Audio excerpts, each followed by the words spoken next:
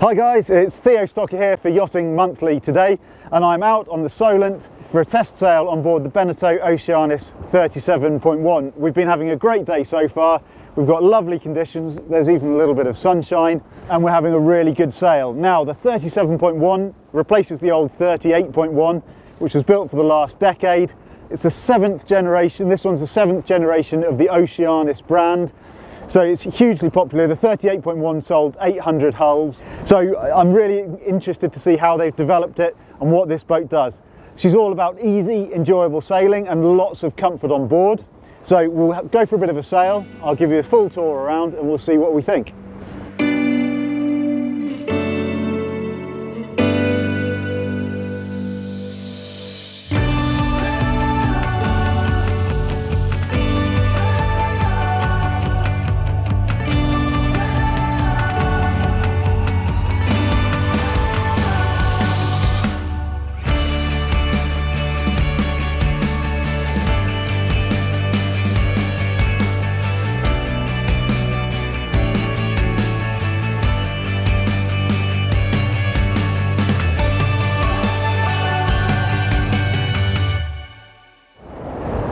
So we've been out sailing for a little while now and we've got some really good conditions, even though it is late October.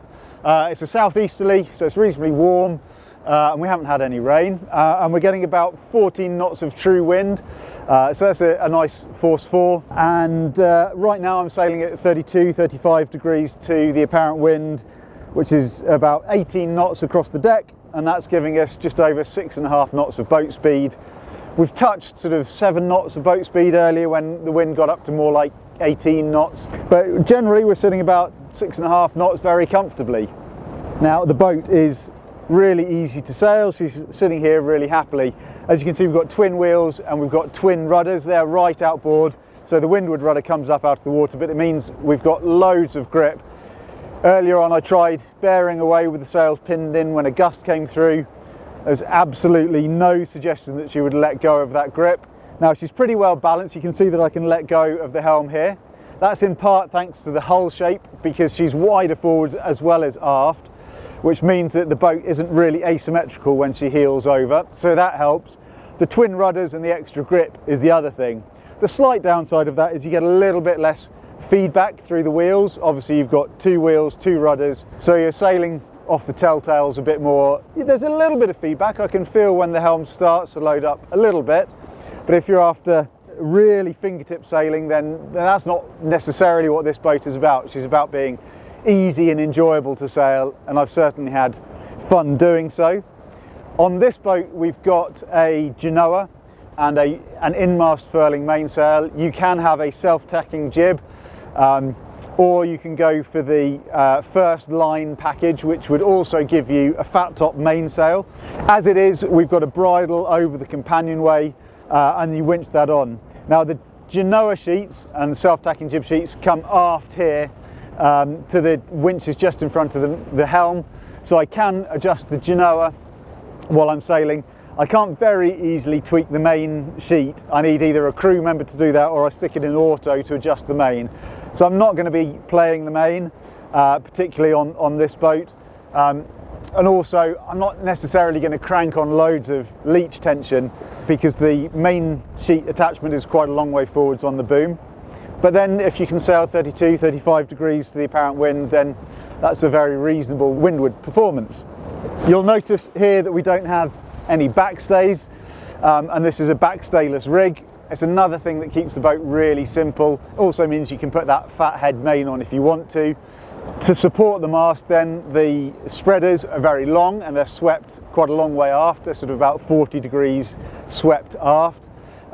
If you were going to be running for a long time, obviously you don't necessarily want the sails sitting against the spreader for an extended period. But we've got a bowsprit, so you can put a code 0 or you can put an asymmetric spinnaker and sail slightly higher angles downwind, and this boat should give you pretty good performance doing that. We haven't had a downwind sail on board today to try that, but that is an option that you could go for.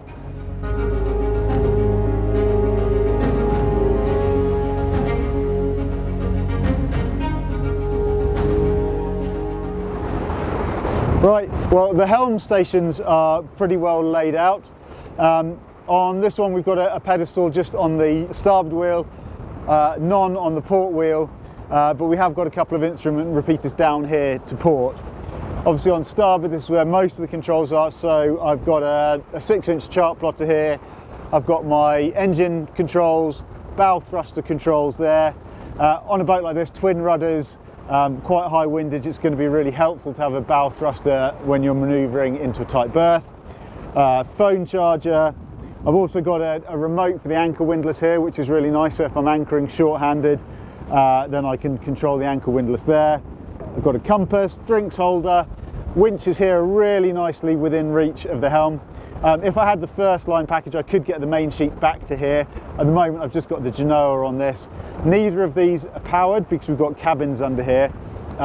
You can have the port halyard winch powered if you want a powered winch. I've also got throttle just down by my foot here, so everything that he needs to hand, and it's a comfortable place to helm from. I'm just aft of the coamings here on the side deck. I've also got a helm seat just behind the wheel. Obviously when we're heeling you probably wouldn't use that, and then there's a foot chock to brace against here, which is nice if I'm standing behind the wheel. I'd quite like a second foot chock slightly further to windward so that A, I can stand higher to look and see the telltales, or that I can brace against when I'm sitting. I've also got a helm seat behind the wheel that folds up if I don't want it when I'm in harbour. Obviously I'm not going to sit on it when we're heeling like this, but it's nice to have a seat there as well. Only other little thing that I've noticed is that if I'm sitting outboard, which is a really comfortable place to sit, any water on deck could flow back and get my backside wet if I'm not in my waterproofs. If the helm seat was a little bit raised, it would just keep the water away from that. But that's just about the only quibble really. Obviously I'm right here aft in the quarters, but there's no backstay to get caught on. And I've got a bimini here. I feel pretty safe and secure. Also like the fact that the bathing ladder comes up above the level of the deck. Just another little thing that makes you feel a little bit more enclosed by the cockpit. And then I've got great views forward, so obviously a reasonably low coach roof, and I've got the spray hood down today. Spray hood up would give me lots more shelter, but I can see everything, and even actually if I'm standing down to leeward I can still see to windward when I'm standing up there with the boat heeled over. So it gives me really good control and I can see everything.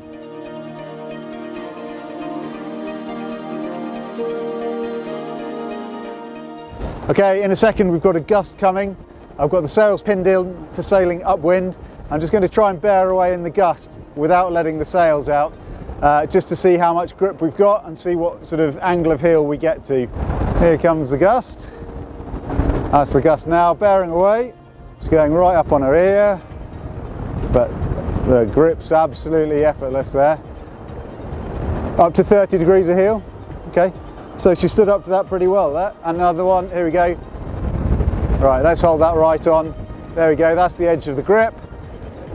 Okay, 38 degrees of heel there. And that was me sailing her very badly. She's rounded up ever so slightly, but literally just back onto close hauled. The grip's reattached instantly, and I'm sailing on my way again. So yeah, loads of warning, and she's not going to bite your fingers off if you do sail her very badly in a big gust. We're sailing downwind now. Wind's on the starboard quarter, so we're nowhere near a jibe.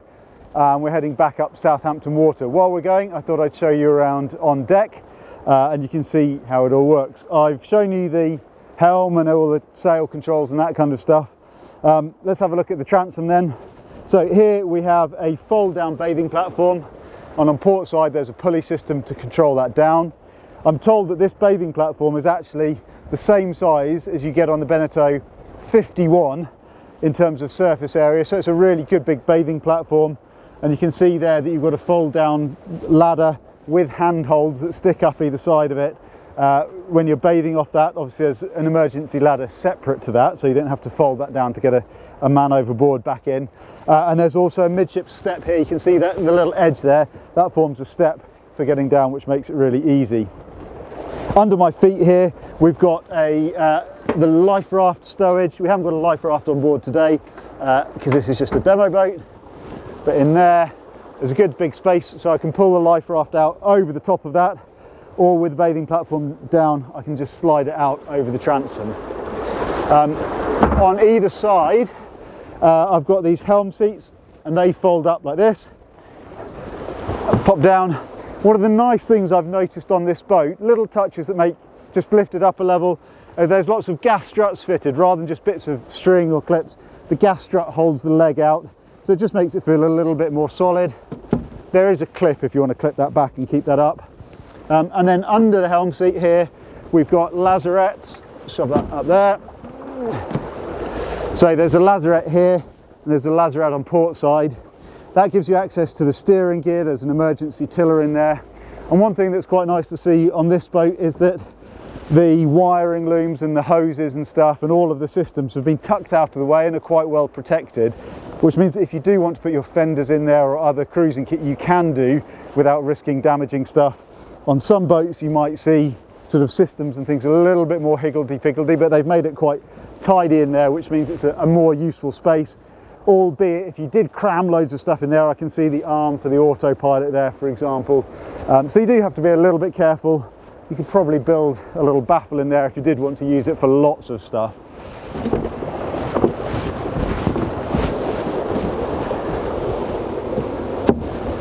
We've got diesel tank filler there. The diesel tank is under the starboard aft in the bottom here. If you've got a 3-cabin layout, that would be under the berth, but as it is, this is a cockpit locker, and the tank is underneath that. We'll have a look at that in a second. But as we're going forward, you come to this cockpit table. You can see we've got quite a big open space here. It feels really comfortable for moving around. So it's nice to have a good big solid table, a moulded table. It's got a little cubby hole in the back that can take a radio or a hand bearing compass or something. A couple of cup holders there, and at the forward end a decent handhold. And then this is full of our lunch stuff and bits of paper. I'll empty that out so you can have a proper look. But there's a really good big bin there, which I like for putting all of your cruising clobber, a spare jumper, sail ties, whatever in there.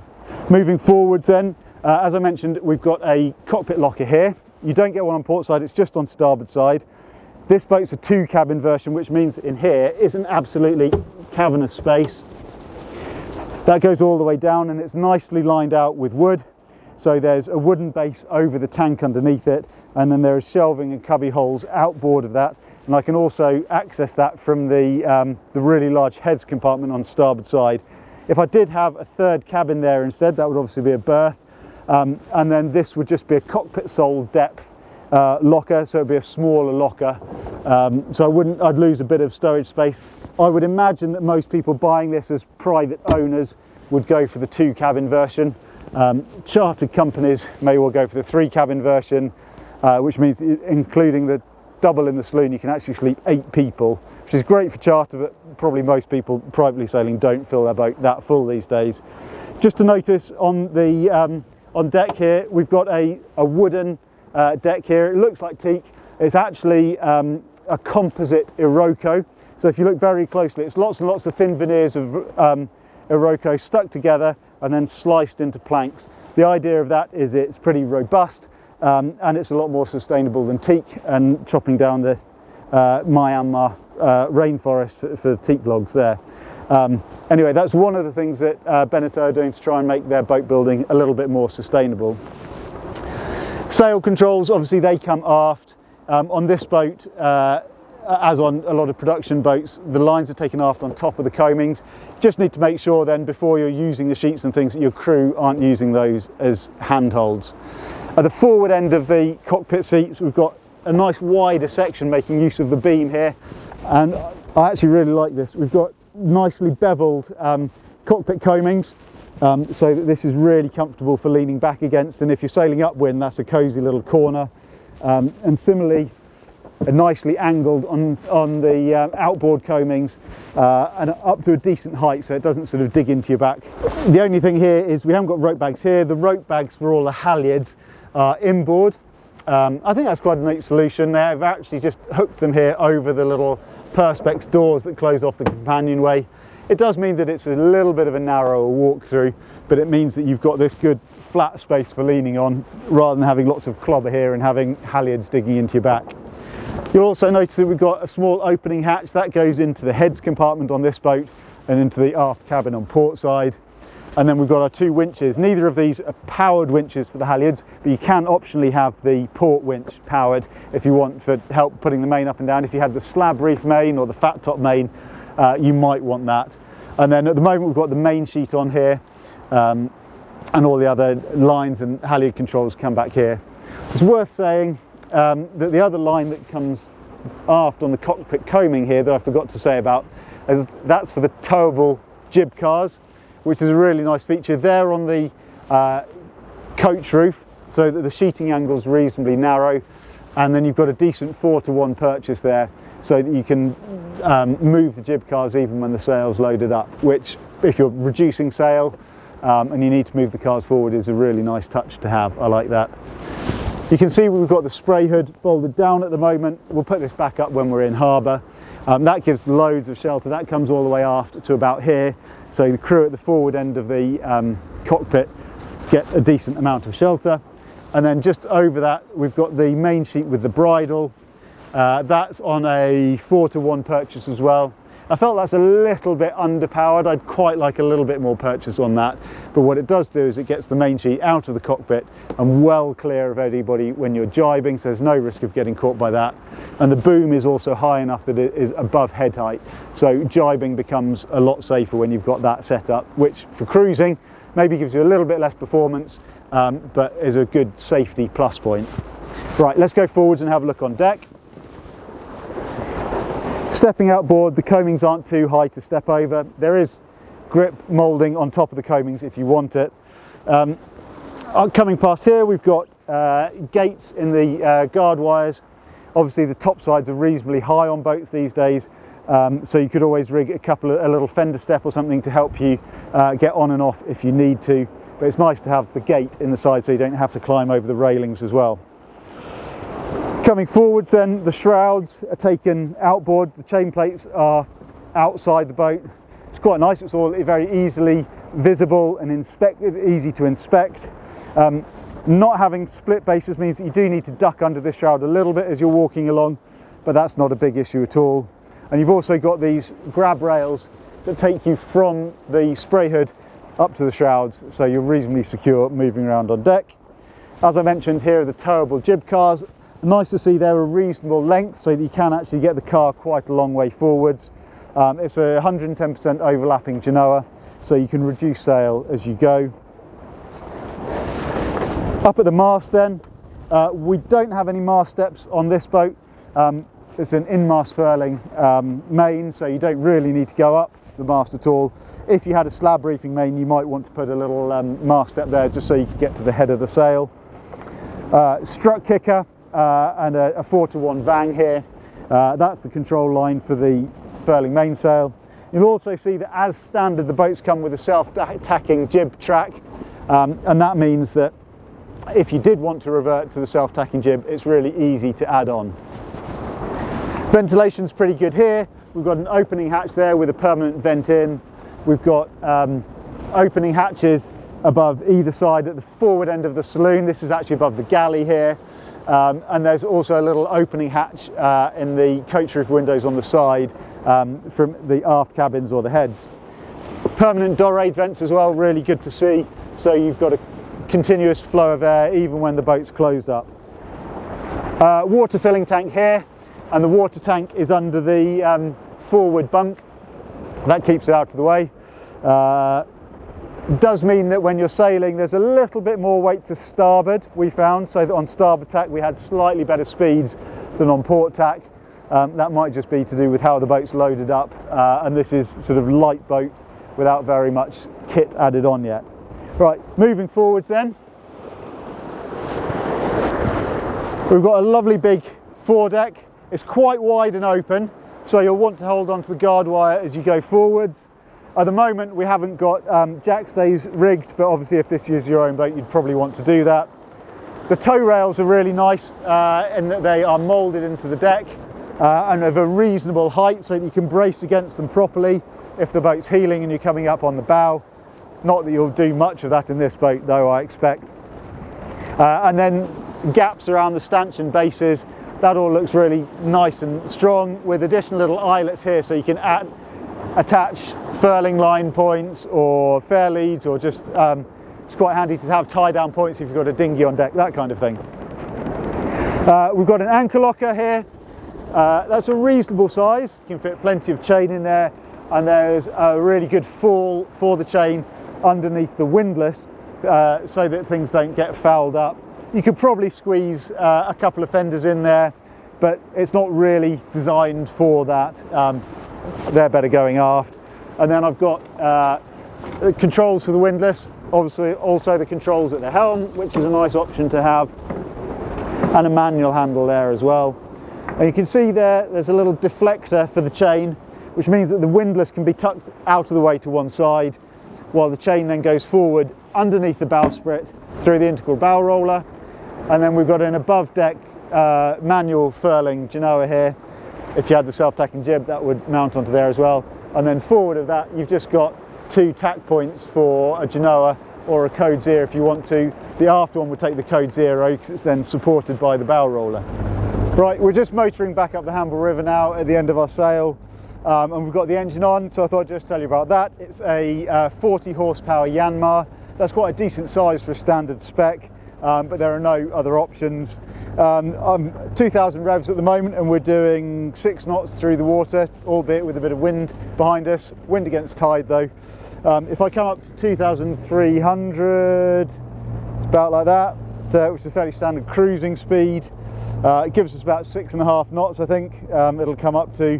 And then if I floor it, there we go, just over 3,000 revs, which is max for the engine. And that gets us up to 8 knots, 8.5, yeah, 8 to 8.5 knots at full revs. So that's a good amount of power, particularly if you're punching wind and tide to get home in unpleasant conditions. You know, you've got the power there. This boat is fitted with a sail drive, and it's got a 3-bladed fixed propeller on at the moment, though I would imagine that most people who actually want to sail will go for a folding propeller.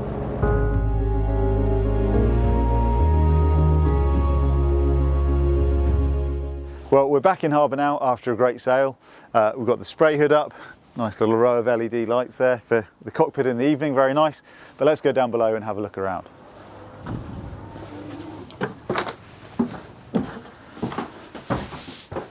So here we are down below in this really quite big and spacious saloon for a 37-footer. Well, it's a 36-foot hull with the bowsprit on the front, and you've just got absolutely bags of room.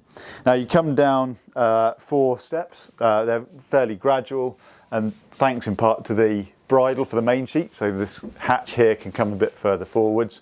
And you come down to what I think are the 2 really important things for when you're out at sea. One is a chart table.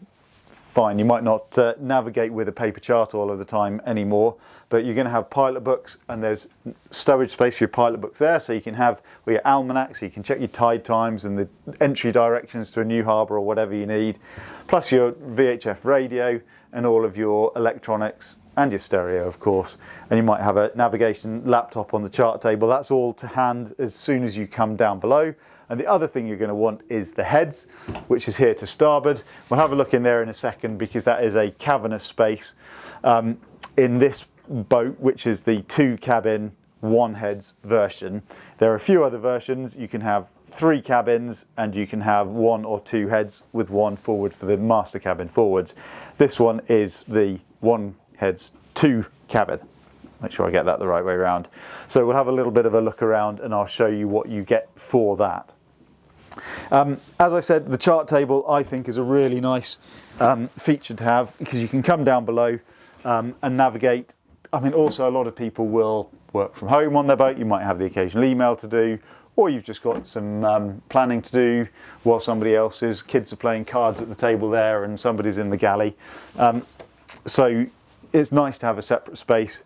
I think you might just get a leisure folio chart in there. It's not huge, and also these hinges mean that it's pretty shallow. It's not really for any serious storage of chart folios or whatever, but you will fit a laptop in there and a few of your essential things that you need while you're out navigating. As I said, nice to have some stowage here for books. Stowage is something they've worked really hard to maximise on this boat, and it's interesting to note that the chart table is aft facing when there is actually space here, but rather than put the chart table seat aft, instead of a seat you've got more lockers. So we've got two really big lockers in here. There's a hanging rail in the top, so I'd imagine you might put life jackets in there. It's not big enough for a wet locker, but they can go, wet waterproofs can go in the heads compartment, and then there's more space down here. It's not for any specific things, but a toolkit will go in there pretty well, or other bulky items can go in there quite nicely.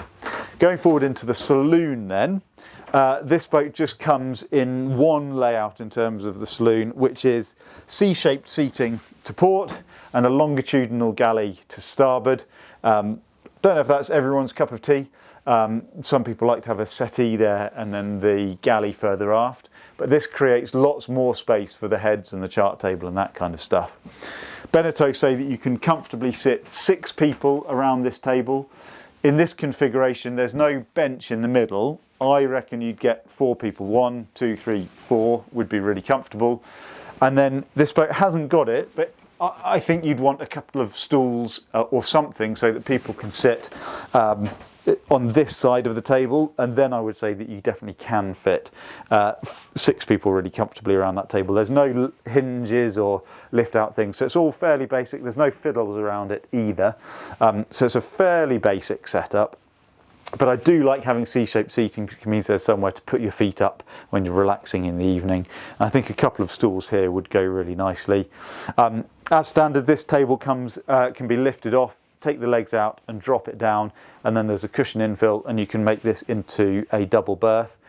You're not going to use that a lot of the time, but if you had extra people on board, then you could make space for them. It's nice to see that Beneteau have still bothered with overhead lockers, so you've got some shelf space and lockers there with little aluminium fiddles in to stop things falling out.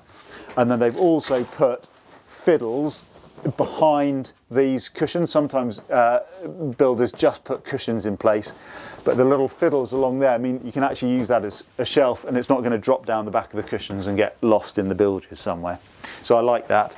The galley I actually really like, and the thing that I think makes this a bit more usable is because you back onto this mast strut, which means that when you're in the galley and if you're heeling, you can lean and brace when you're underway. And being able to brace, I think, is really important if you are cooking underway. It might be that this boat doesn't get used for lots of cooking underway or passages that are long enough to demand that, but still it's nice to have the option. And then you've got a good big space to work in, and it's fairly clean. Deep fiddles are nice. It's a single sink rather than double sink. Be nice to have a little bit of a bit more space there maybe, but you can put things to drain there, and there's nowhere for it to run over. It's not going to run down into the fridge. And you do get a really big top opening fridge on this side. There's a basket in the bottom, and there's loads of capacity in there. It's not front opening, so stuff might pile up a little bit in there. I think there is an option to put another shelf in there if you need to. Stowage wise in the galley though, you've got a good amount of space. There's under the sink you've got drawer, you've got a bin there, and then there's more space for all your things under there. Good access to the seacocks, really neatly done in there, so that's easy to access those sort of maintenance points. And then there are more lockers above, so that's going to be for your plates and cups and that kind of thing, and another one here. And then there's a good deep well outboard. Things might roll around in there a little bit, so you might want, I don't know, a bottle holder, because if you're putting bottles of oil or your bottles of wine in there, it's a good deep space, but you just want something to organise it a little bit maybe. And then there's also pan stowage under the oven here. So I'd say pretty good stowage for a boat this size, particularly if you've only got 4 people on board, which is what this boat's really set up for, then that's absolutely plenty. If you're moving around the boat, you've got the mast support to hold on to. There's the crash bar here in front of the oven, also these deep fiddles. It's a little bit short of grab rails, maybe around the bottom of the companionway as you're moving forwards. There is a fiddle on the edge of the chart table. I'd quite like maybe a handle on this corner or something overhead for moving around. When I was down below when we were heeling over, it's just a little bit of a wide space without quite enough handholds. Let's have a look in the heads. Because we've got the main heads compartment here with a toilet that's almost fore and aft, which means it works on either tack, or should do. Holding tank outboard of it, and then a nice little sink area with loads of stowage up there and also stowage underneath it. So they put in stowage everywhere really. And that's got a little waterproof seal around it so that if water does drop onto it, it's not going to go into the locker. And then there's a mirror on the forward bulkhead. Then you come aft, and in this boat we've got a really big separate shower compartment. I've got a shower curtain here, excuse me, and obviously a separate shower head there, and you've got an opening hatch here that goes up into the cockpit so that I can ventilate in here as well.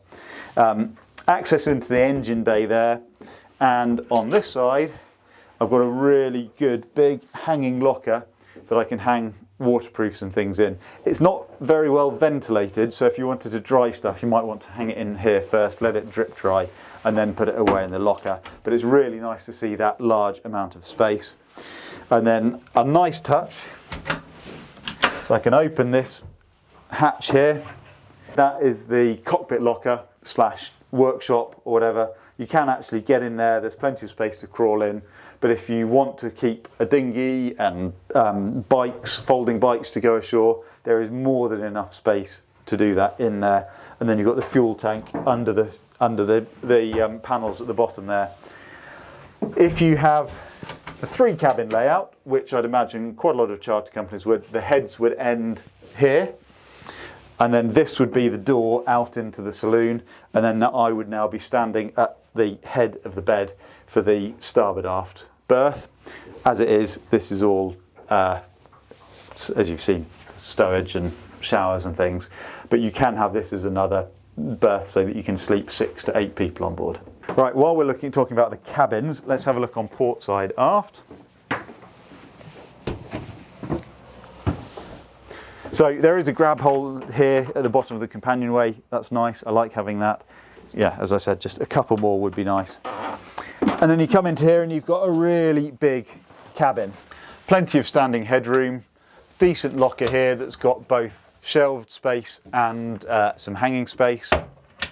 And you'll see that on this version, on the 2 cabin version, they actually push the berth all the way over, right up to the edge of the heads and that locker that we looked at.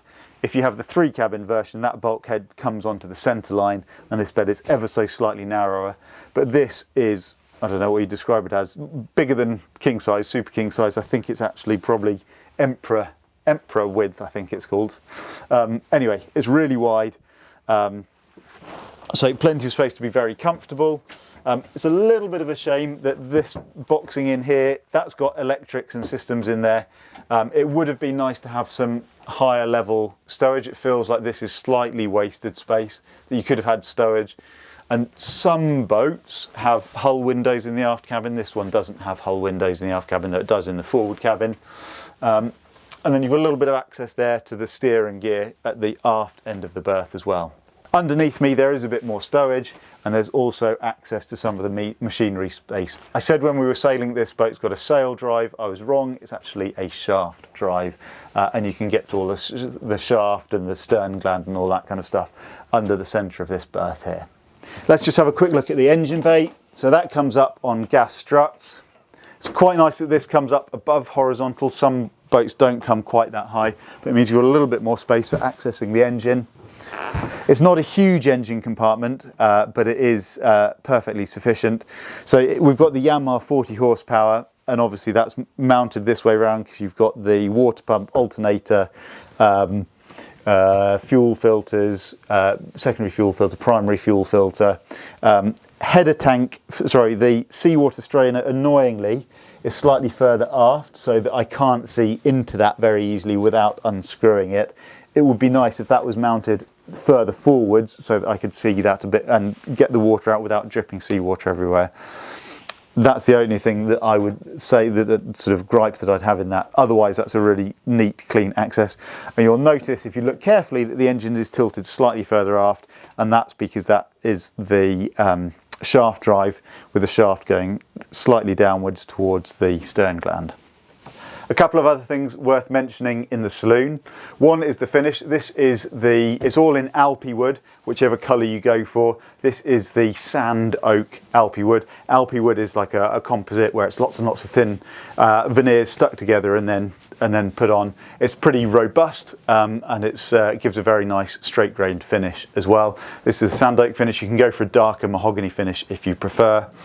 The veneers are pretty good, and on the whole here you can see you've got rounded corners, you've got solid edges around the doors. A couple of little things like on the edge of the table, veneer around the edge of the table rather than solid wood. So there's a chance those might get worn over time, but I think on the whole they're pretty solid. Stowage, there's even more stowage on the boat that I forgot to say about, and that is under all of the saloon seating is stowage. There is one water pump under there, but under here we've got loads more stowage space there, all along there and all along here, so there's plenty of space to put clobber in. And most important stowage of all is wine, and being a French boat we have a wine cellar, or as close to it as we can get on a 36-foot boat. And here you can see in the bilges we've got a wine rack ready cut for your bottles in there. You could probably even fit champagne bottles if you wanted to, yeah, nice to have the important things in life with you. So you come in, you can see that the berth is on the centre line. It's almost an island berth, but actually it's sort of boxed in on either side. And it's not full width at the head end, but it's almost full width. If you wanted to sleep the other way around and have your heads this end and your feet at that end, there are reading lights at both ends, which I think is quite a nice little touch. Stowage wise, it's pretty good. We've got lockers on either side. One of them is a hanging locker. You can take the bottom out or a shelf out if you want to hang longer garments in there. And then I've got shelved space behind me here. And then we've got shelves all the way around above the berth, and these little sort of cubby holes around the hull windows and at where the head end is at the moment. There isn't any stowage below the berth, which is a little bit of a shame, but that's because the water tank is in there, and then at the forward end you've also got the Sleipner bow thruster, tunnel bow thruster, which is optional, but I'd imagine that most people will take that. So you don't get space under there, and these boxes outboard also are just boxed in. They're not, there's no sort of stowage bins in there, so it's maybe a little bit lacking of where you can sort of shove kit bags of stuff and things. Some boats you can lift up and put things underneath, but I think that's partly because it's easy to forget that this boat's only 36 foot long, or the hull's only 36 foot long, so it's a lot of space. Now if you did opt for the two heads version, where I'm standing now, I would now be standing in the heads compartment, and you can see here that there's a moulding in the hull line, in the head lining, sorry, which shows where that would go. So you'd have a heads compartment here, and then the berth would be rectangular but offset to starboard, and then you'd have a little bit less standing room as well. So up to you entirely. If you want the ensuite privacy of that, you can have that, but you end up with a slightly more constricted cabin in the rest of the space. Ventilation is good though. I've got two opening hatches above my head here. I've also got an opening hatch there, and then we've got they're not opening obviously, but the hull windows give you a nice view out when you're sitting in bed. Finally, I thought I'd just show you how this boat's built and talk about that a little bit. If we lift this sole board up here, so you can see here in the bilges we've got the mast strut coming down onto a moulded GRP matrix. That is bonded into the hull. It's not laminated, but it is bonded, and then the cast iron keel is bolted through the hull and up into the matrix there, and then it's just got a flow coat of GRP around it to keep everything nice and watertight. In here we've got an automatic bilge pump, a manual bilge pump, all of the cabling runs through there. We've also got this little electric float switch, which is part of the CNAPS system. So that's a remote monitoring sort of sentinel kind of system. And that means that when you're not on the boat, you can monitor all of the systems, check everything's okay. If you need Beneteau to have a look at any of your systems, they can remotely access it as well. And that just means you can keep an eye on your boat and all of the systems on board when you're not there. In terms of the hull is GRP, obviously, and it is solid GRP. It's not a foam sandwich construction, and it is hand laid up at the factory in France, so that's all done by hand. So that's done to a very high standard. The deck, however, is vacuum infused foam sandwich, and that's largely to keep weight down. So weight above the waterline raises the centre of gravity and reduces stability, so you want to minimise that. It also makes it really good and stiff, and then you've got a moulded headlining with these panels over it as well.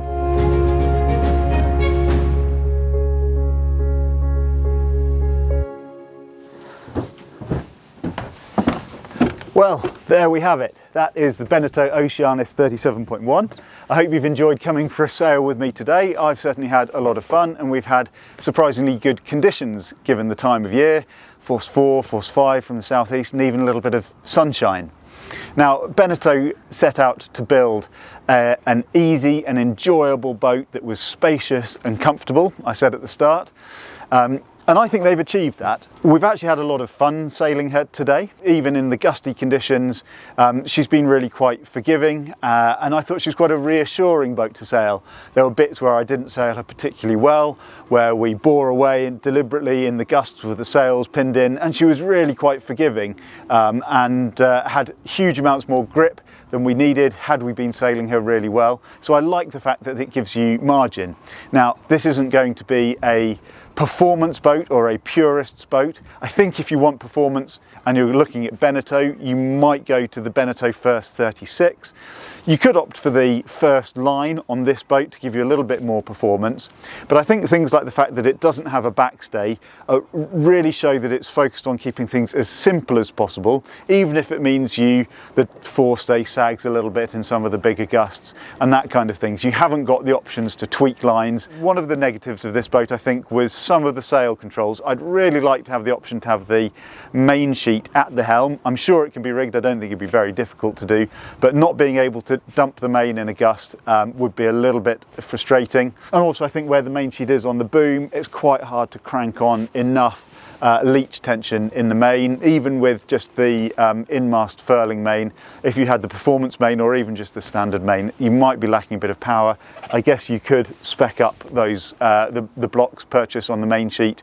Whether the boom would stand it, I don't know. Little things like that if you're really after sailing performance, this might not be for the boat for you. But if you want a boat that's easy to sail, then she does that, and she's really quite enjoyable and forgiving when you're out on the water. In terms of the comfort, she really is very comfortable to be on. There's lots of space in the cockpit, actually, without making it feel too exposed and open, particularly with the spray hood up.